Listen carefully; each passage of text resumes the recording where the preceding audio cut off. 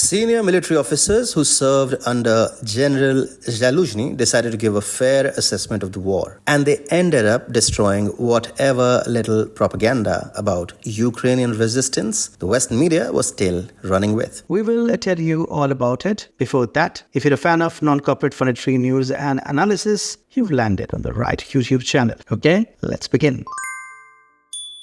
In a recent statement, Zelensky highlighted the critical need for the approval of a multi-billion-dollar aid package, without which Ukrainian forces might have to flee. This retreat could potentially put major cities at risk of being overtaken. Zelensky's remarks are seen as a move in his ongoing efforts to secure the military assistance Ukraine has urgently requested for months. The timing is crucial, as any setbacks occur amidst key election campaigns in both America and Europe, potentially reinvigorating Western demands for negotiations that would, of course, benefit Russia.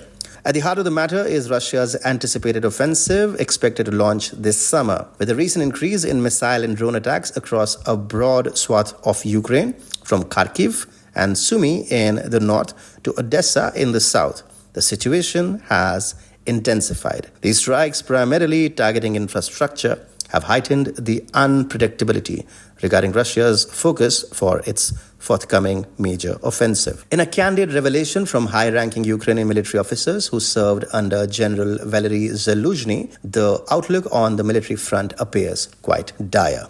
Speaking anonymously, these officers have painted a grim picture of the Ukrainian defenses. They suggest that the front lines could easily collapse under the concentrated force of Russian offensive efforts, leveraging superior numbers and the devastating impact of guided aerial bombs that have been relentlessly targeting Ukrainian positions. According to these officers, Russia's numerical advantage and firepower are likely to breach Ukraine's defenses in almost every contested area.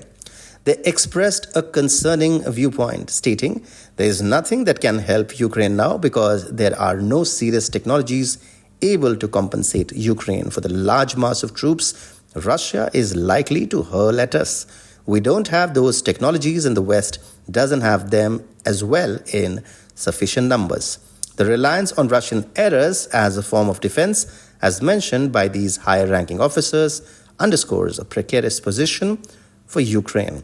Without a concrete strategy to counterbalance the overwhelming Russian forces, Ukraine's situation is increasingly reliant on chance and the hope for mistakes on the Russian side. The senior Ukrainian military officers voiced deep frustrations over what they perceive as critical missteps that have undermined Ukraine's resistance from the outset. Their critiques extend to both Western allies and Ukraine's own initial responses.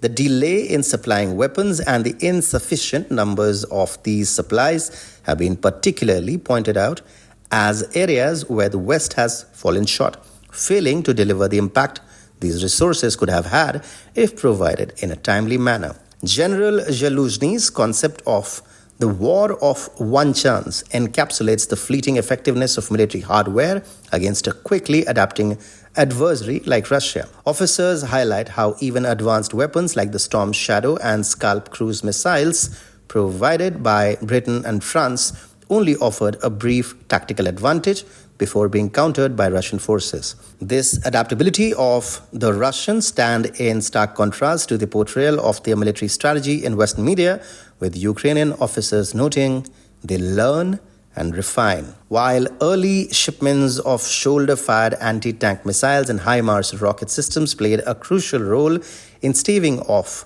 defeats, the timing of other deliveries has been less than optimal. The anticipated operational readiness of F-16 fighter jets this summer, for example, is seen as too late to be of any strategic benefit, with Russia already adapting its defenses in anticipation. The officers emphasized a pressing need for more traditional weaponry and ammunition, including howitzers, shells, and drones, alongside a significant increase in manpower. The current shortfall in frontline troops exacerbates the challenge posed by insufficient Western support, underscoring a dire situation where both strategic insight and material support seem to lag behind the evolving battlefield realities. During wartime, the Army General is the father, mother, brother, and even God for his officers. But the military officers under discussion hate their new boss Alexander Sirsky. Why? This report will answer the why.